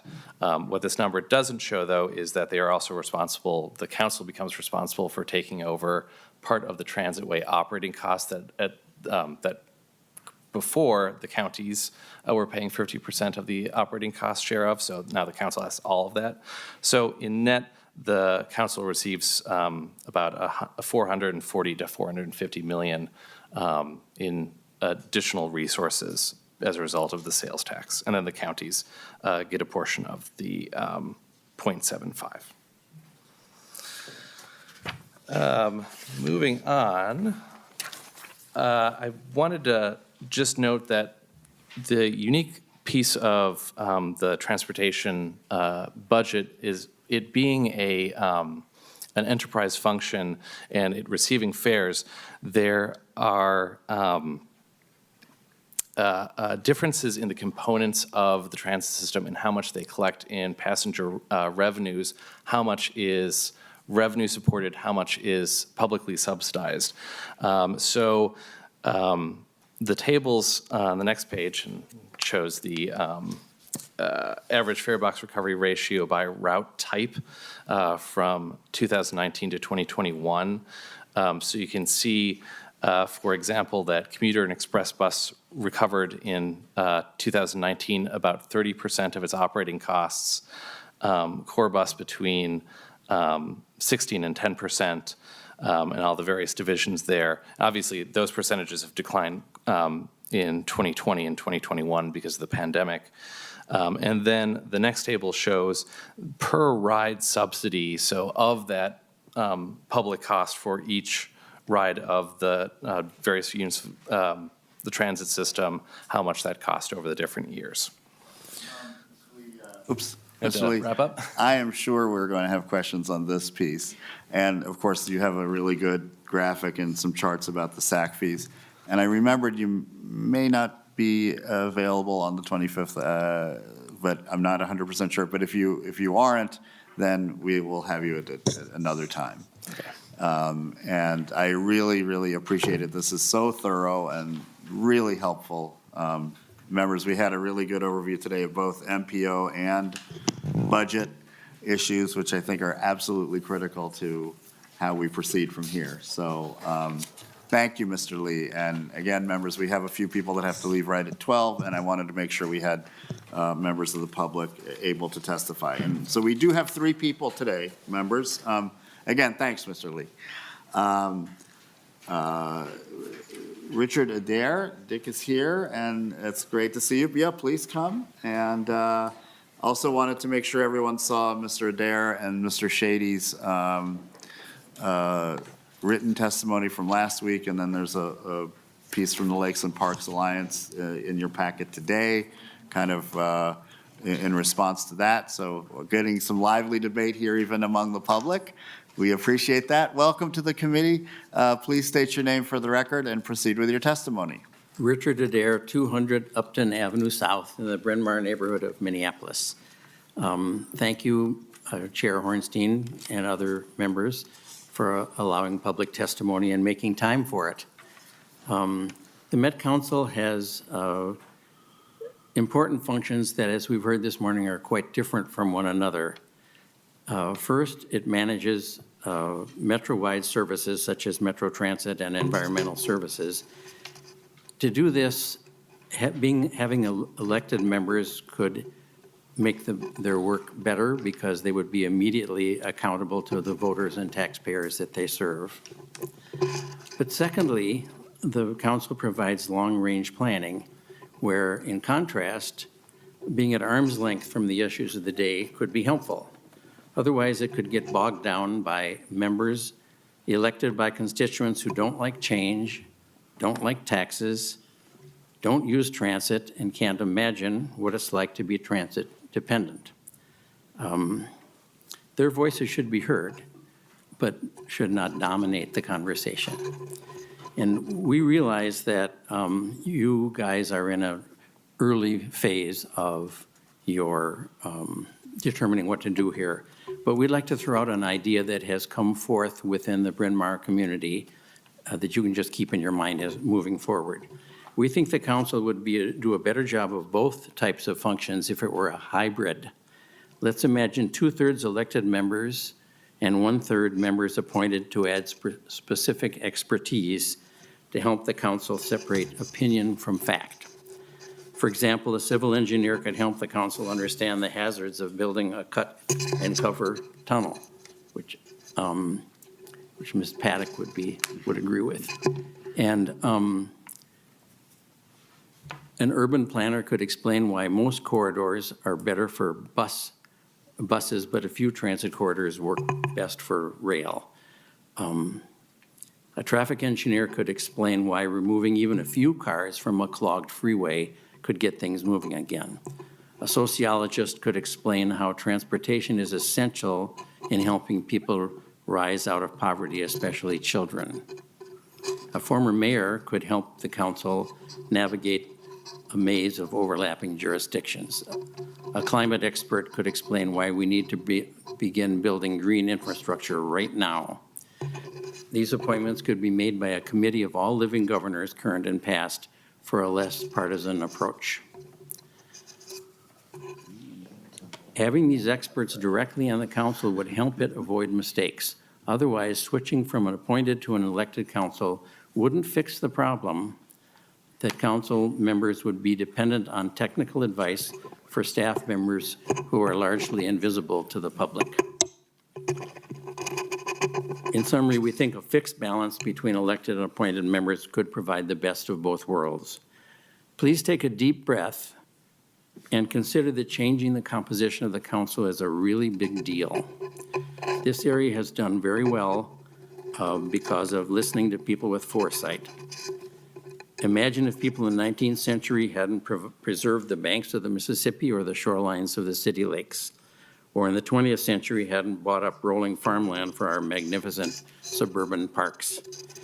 In the 1980s, Hennepin County Commissioners purchased a diagonal railroad corridor heading southwest from downtown for our future transportation needs. Now we're spending a lot of taxpayers' dollars to put it underground. Taking a 20-year view, is that really, a 100-year view, is that really such a mistake? Your committee's job, as we see it, is to make the council more accountable to today's taxpayers, but not at the expense of planning for the people who come after us. Thank you. Thank you so much for your thoughtful testimony, and I'm now trying to imagine this meeting with Arnie Carlson, Jesse Ventura, Tim Paletti, Mark Dayton. So hopefully that's open to the public. But no, really, very interesting idea, Mr. Adair, and one I've thought about as well, to have that sort of hybrid model. Next, we have Timothy Marino. Is Timothy here?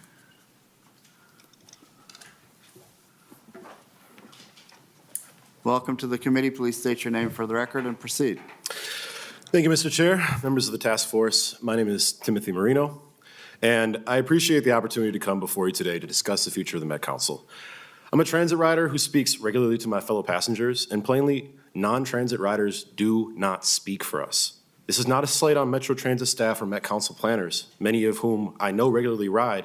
And I can't speak for the current council, but in 2014, the Star Tribune obtained information through an open records request that 10 of the 17 Met Council board members never used their free transit pass.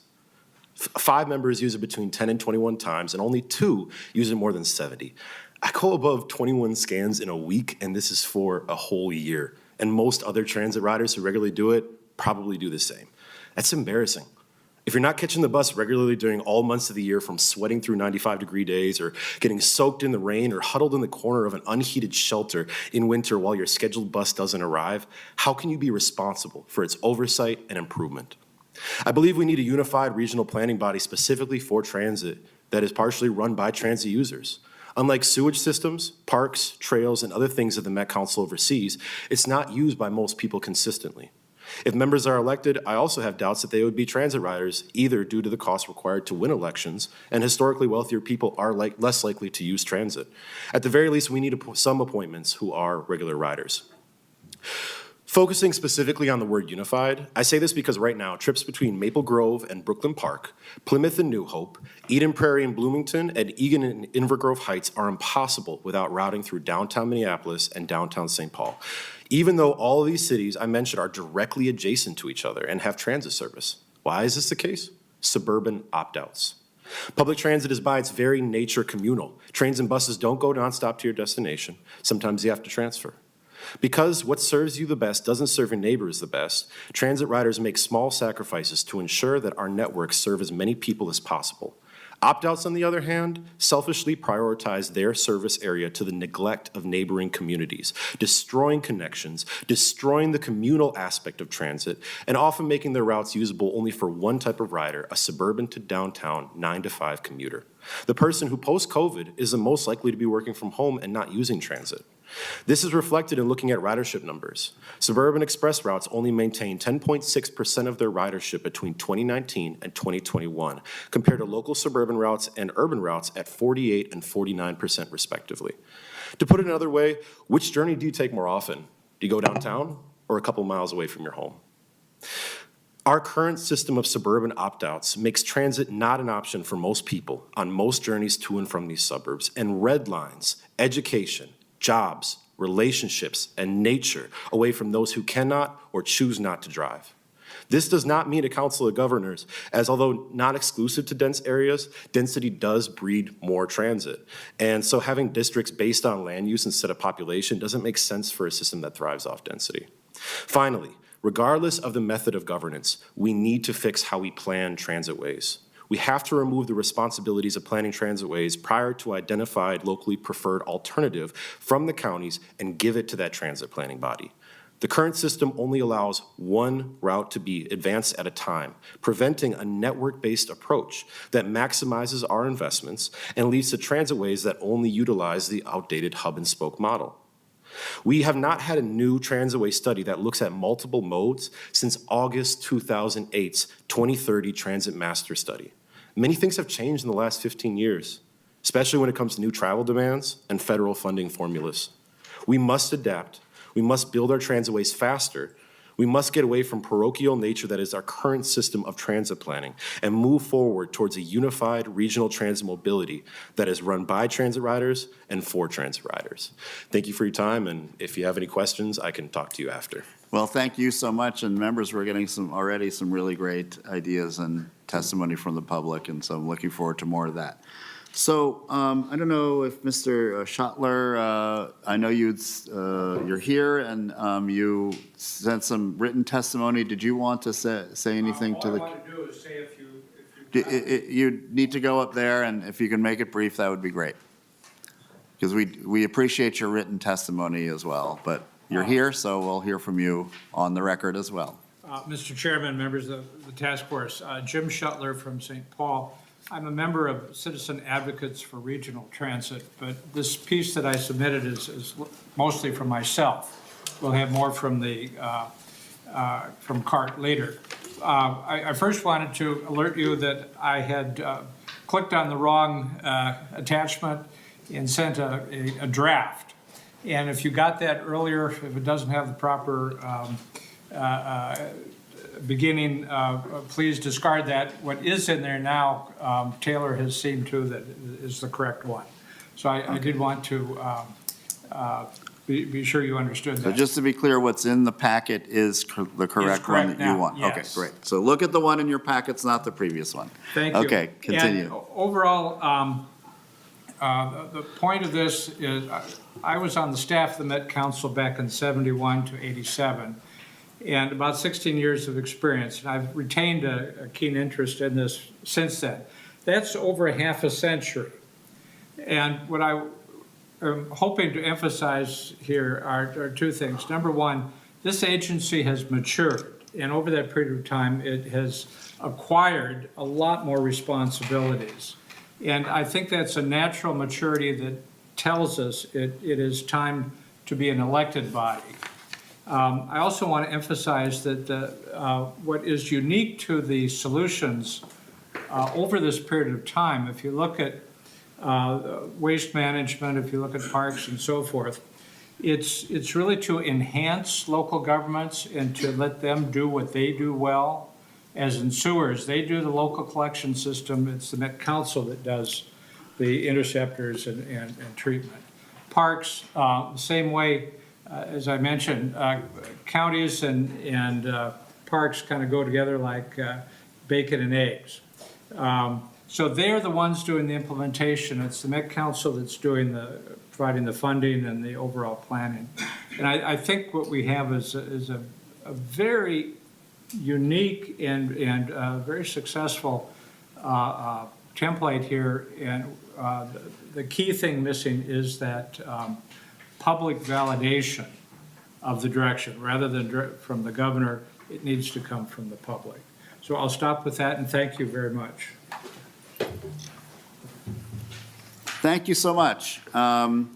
Members, we're just a couple minutes over time, so I apologize for that, but appreciate everybody's involvement. Just a quick preview for next week. We are going to complete the overview of the Met Council functions. We talked about community development, environmental services, parks last time, but we're going to take a deep dive into transit with their staff.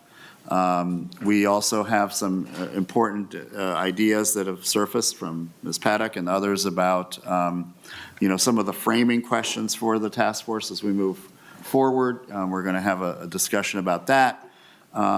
We also are exploring ways in which we can get some of the answers around the role and function of the Met Council from a legal and constitutional perspective, and so we're reaching out to the Attorney General on that, or Attorney General's office.